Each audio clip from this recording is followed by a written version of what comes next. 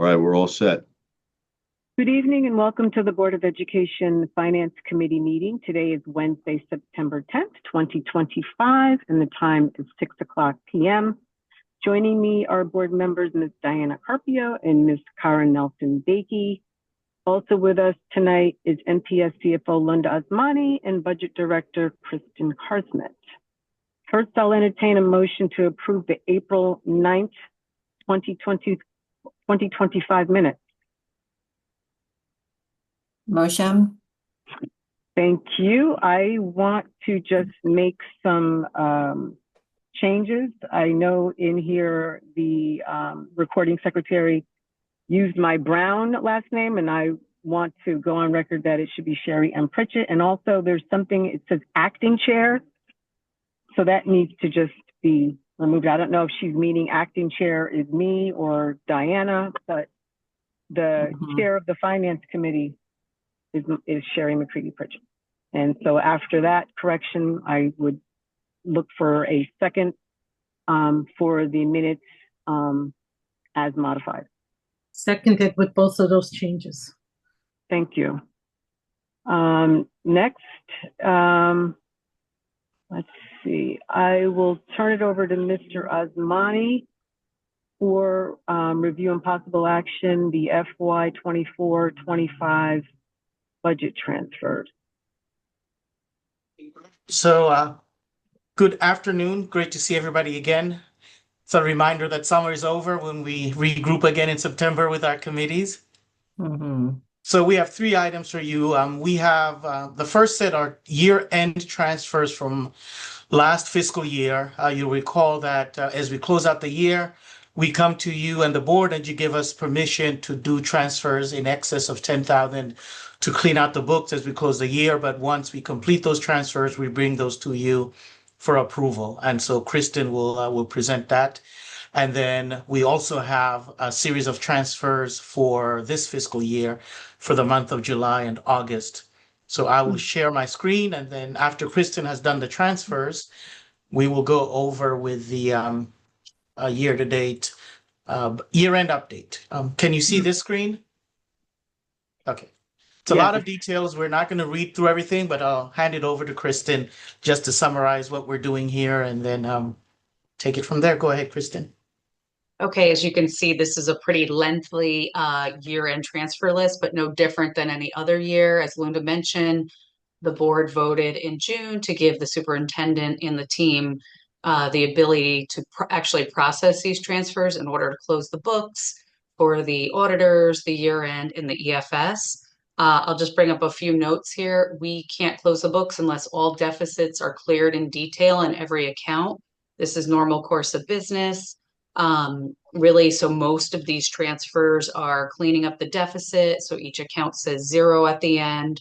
Also, a few big ones that you're going to see on here have to do with staff turnover. Every year we budget for staff turnover, meaning as people leave, there's some savings there because you assume that people are going to come on at a lower salary versus people who are more senior who may have left or retired. So it's clearing that out by, transferring money from other accounts that had surpluses.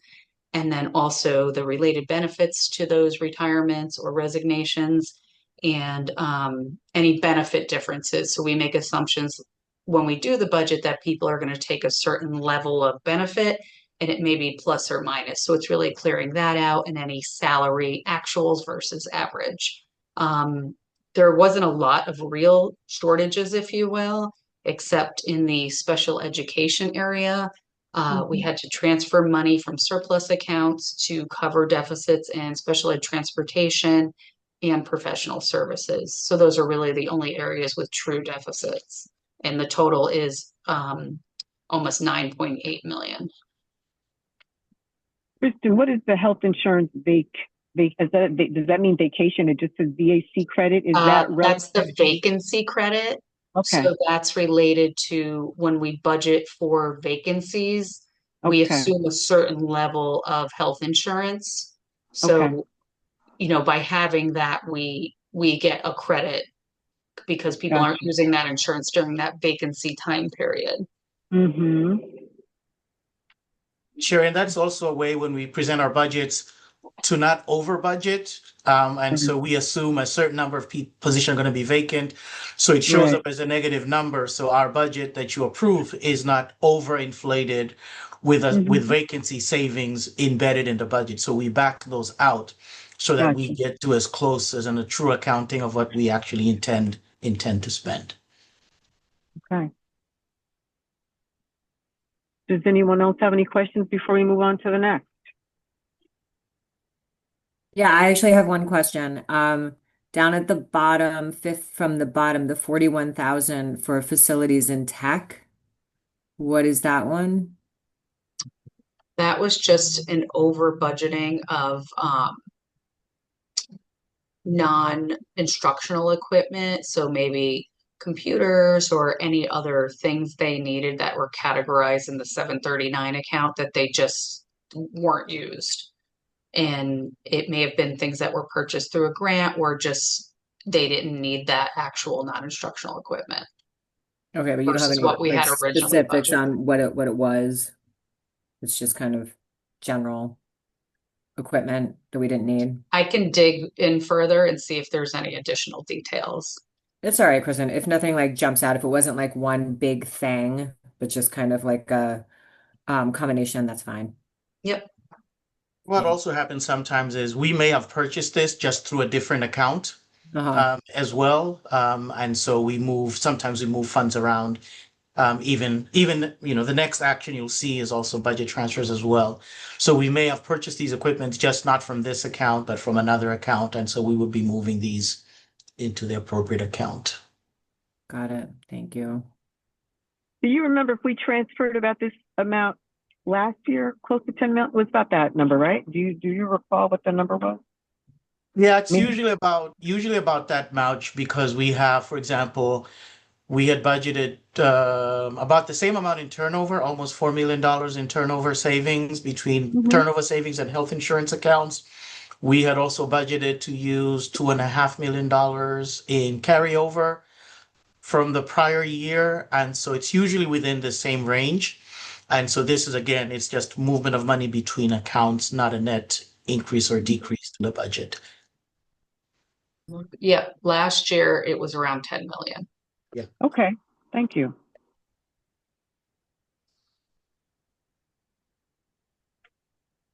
All right. If anyone, Diana, do you have any questions, comments? If not, you guys can go on to 2526 if you would. Will you be approving all of these together once Kristen is done, or do you want to do them individually? Okay. I think if we could just do them together, I would Perfect. prefer to just do them together. So I'm going to go to the next screen. These are the July transfers for this year. So July is pretty short. And these are pretty typical things too. The first one on here is a shift of funds from the finance reserve teacher account. We budget for 3 reserve teachers, knowing that when we do the enrollment with the demographer, particularly in kindergarten, it's hard to predict how many students are going to come into the kindergarten classes. So we do put some aside, or if we get a bump in enrollment, we have a policy that over 6 students per a grade level, the district needs to fund that additional teacher so people aren't over the class size guidelines. And for kindergarten, it's 22 students per classroom when you're in kindergarten. So this is really just to move funding from that account to the Fox Run teacher account. And it was a 4th section of kindergarten. And we do a mid-year add adjustment, which documents this fund transfer and all the reasons why, and it shows the enrollment. So we have that documented. The next one is based on scheduling need. This is a transfer for West Rocks, moving from science to a math teacher. So it's a recoding. So we're able to put the right tracking, position control number, and accounting to put the money in the math account. And that's due to a scheduling need asked by the principal. It's done through a mid-year ad request as well. Any questions? So most of these really are adjustments that are made as students show up for school, right? So that you can make those determinations based on who's showing up. You just mentioned about kindergarten enrollment. Yep. And on, I guess it's on page 2, there's object code extracurricular stipend. So what does that really speak to, the stipend? You on this sheet on the next page? It's on, I'm on I'm sorry, I'm going ahead of you guys. Okay, yes. Never mind. Yes, I was looking at the next page already. Okay. Kristen will go over that. Those are the August transfers. Yes. Yep. Okay. Kristen, I'm Okay. just gonna switch to the August transfers. You can kind of go over those. Perfect. So I'll just go down the list and stop me if you have a question. Most of the things on the August transfer list are related to our typical IEP compliance caseload adjustments, where special education evaluates the students and the paraeducators and special education teachers working at the schools and compares them to the IEP compliance needs. We obviously do our best to put in the budget what the needs are at the time, but maybe somebody resigns, maybe a student leaves the district or comes in, or the IEP changes. So really most of these are to move it from one school to another and adjust the budget codes accordingly.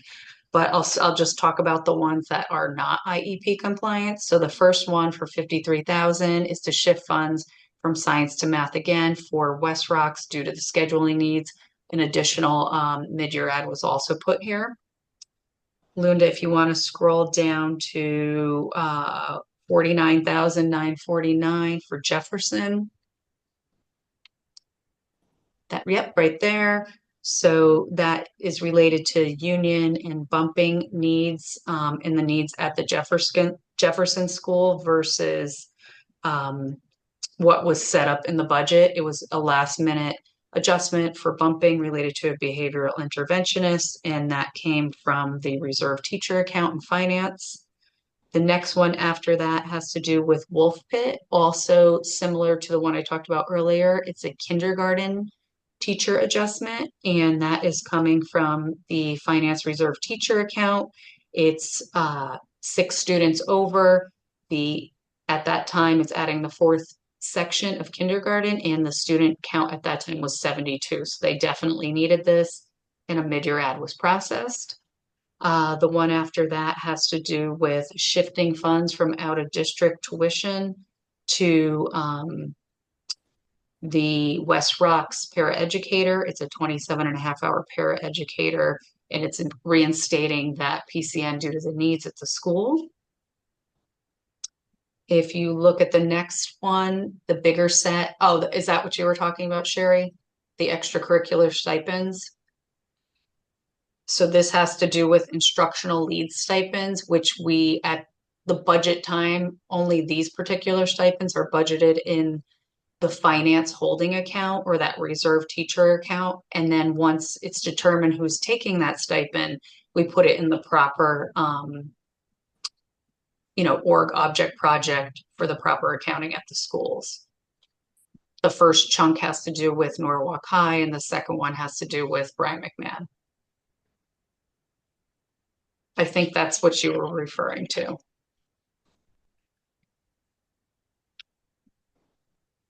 Oh, sorry, I think you're on mute, Sherry.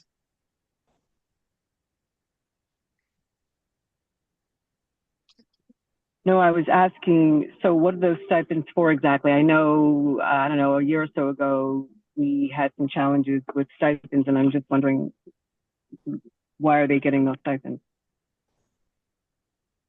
With instructional lead. Yeah. So that's for extra work that they're doing? Yeah, so this is included in the NFT contract, and so this is work above and beyond the regular teaching, and so instructional leads are individuals that lead these specific units of the curriculum, and so once someone is appointed into that lead position, they do get an annual stipend for that work, and so we don't know at the time of doing the budget who is going to get appointed into those roles, so we hold that funding in finance, and then once people have been assigned, we get a list from the principal, here are my instructional leads. And so then we release that funding from finance into their specific budgets for payroll coding. Mm-hmm. Gotcha.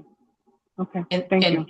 To Lunda's point, that's for this particular one, that's how we're doing it. Other ones, have been the normal course of business. So those are budgeted directly in the schools because they had more information at the time. Gotcha.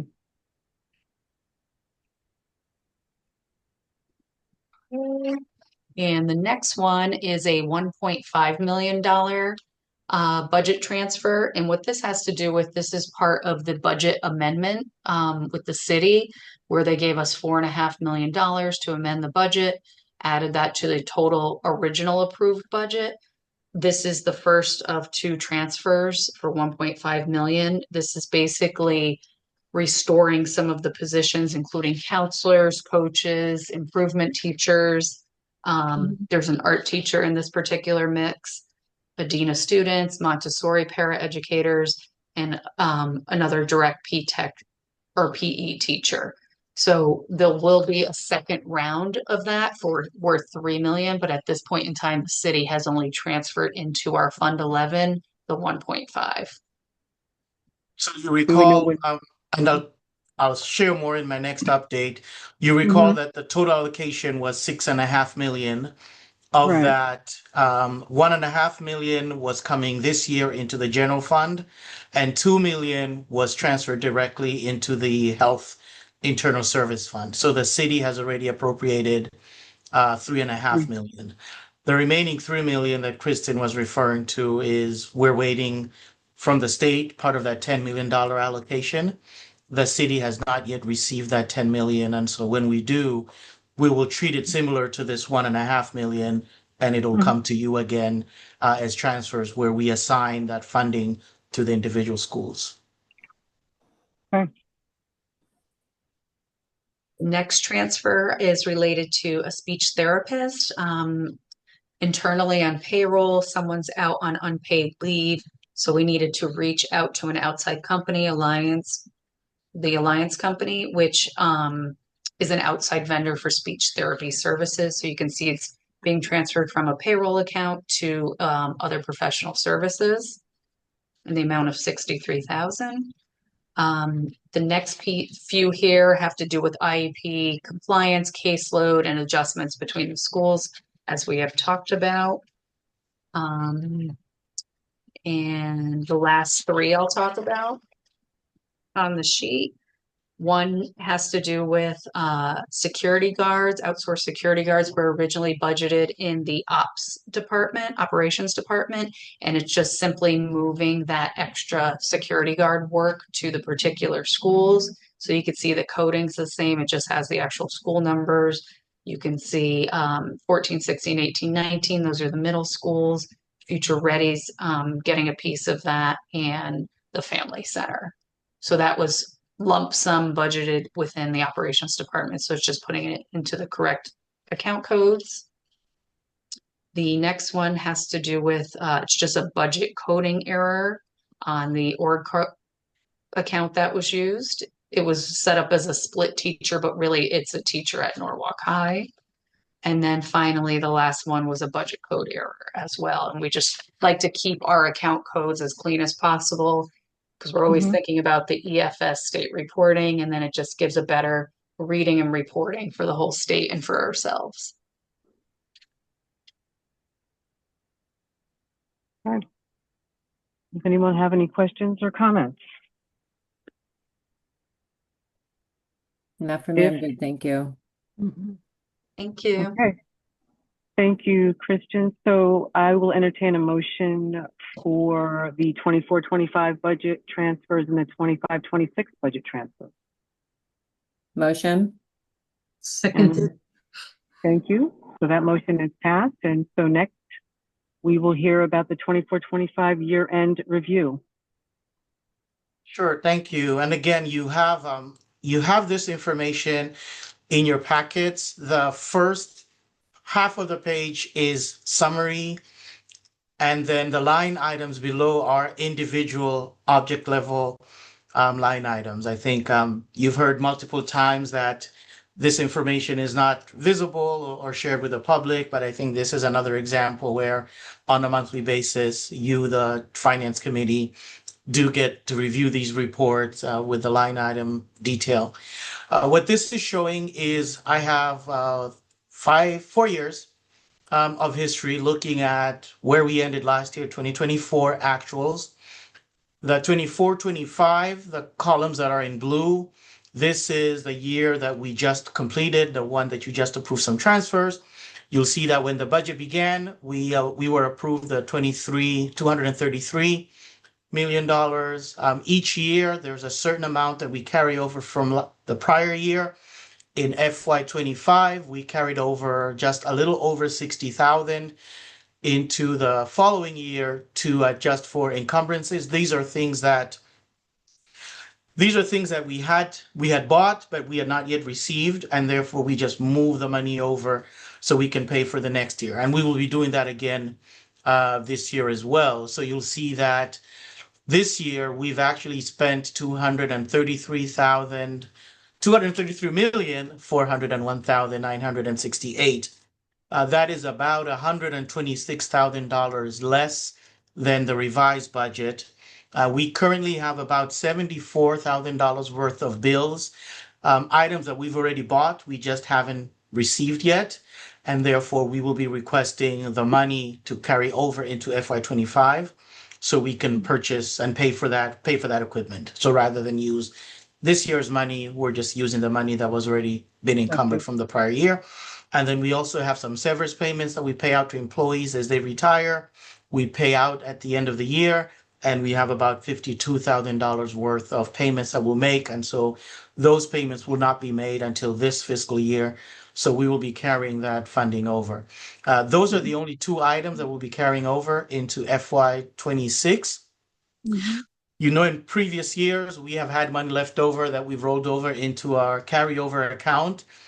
This year, I think this is the first year in quite a few years, just because of the tightness of the budget and some of the challenges with special education. This year, we will not be carrying over anything into the carryover account, even though we're allowed to carry over up to 2%, but we fully expended the funding this year. And the funding that we had in carryover from the prior year, we've used that money for health insurance expenses. So right now, not only are we not adding money to the carryover account, but we have fully depleted all the carryover that we had accumulated over the last couple of years. And so we're at a zero balance right now in our carryover account. As for FY26, just to recap, you see that we originally were approved the 242.6 million. This was that 4% that we received through the BET and the city appropriation. Towards the end of June, we did receive a combined $6.5 million from the city. 2 million of that went to the health insurance account. $4.5 million will be coming into the general fund to pay for those reinstated positions. As Kristen shared earlier, of this $4.5 million, the city has already transferred $1.5 million. So we're waiting on the $3 million from the state to make us whole. And so our amended budget right now is $247.1 million. This is the budget that fully funds all the reinstated positions that we reinstated during the month of June. So this just kind of gives you a broader picture of where we are with the budget. When we start presenting for the FY27 budget, our starting point will be the 247.1 million, because that includes these positions that were reinstated. And therefore, we're going to begin the budget process, but our starting point is going to be the 247 million, and we will just build upon that budget, because our goal is to keep these positions in the district for this coming school year, for this coming budget year as well. But that's kind of an update, and below are individual line items that make up those broader categories at the top. And I'd be happy said that 4.5 was to reinstate the positions, right? That number Yes, there were a couple of band and strings positions, and then there were some special ed positions that were reinstated. And so if you look at the top in the summary, you'll see how the 4.5 was distributed. Mostly went to salaries and benefits. And then the 20,000 in technical services, that was a kids in crisis contract at Brian McMahon. So that's how it was distributed. And then if you go into the detail, you'll also see how that $4.5 million is distributed by the various object. Some paid for assistant supervisors. These were mainly the SPED positions, but most of those were teachers, as you can see, other certified staff, and so forth. Yeah. Yeah. All right. So I don't think we need to vote on that. No, this is just an update. Yeah, that's just an update. So, does anybody have any other questions, comments, or concerns? I'm good. Okay. Me too. So, thank you, Linda and Kristen, for the report. And if there's nothing else, I will entertain a motion to adjourn. Motion? Seconded. Thank you. Thank you, Thank ladies. you. Thanks, everybody. you. Have a good night. Have a great night. Have a good night, Bye-bye. guys. You too. Thank you. Bye. All right.